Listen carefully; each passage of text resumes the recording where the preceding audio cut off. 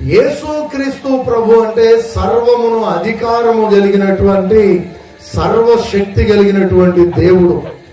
ఈ లోకంలో ప్రతి ఒక్కరికి కూడా సువార్త ప్రకటిస్తూ ఏ భేదమును లేదు, యేసుక్రీస్తు అందరికీ ప్రభు అయి ఉన్నాడని, ప్రతి ఒక్కరూ కూడా యేసుక్రీస్తుని నమ్ముకోవచ్చని, ఆయనను నమ్ముకోవటం ద్వారా చాలా ఉపయోగాలు ఉన్నాయని దైవజనులు ప్రకటించడానికి కారణం ఏంటంటే, యేసు ప్రభువే సర్వాధికారము కలిగినటువంటి గొప్ప దేవుడై ఉన్నాడు.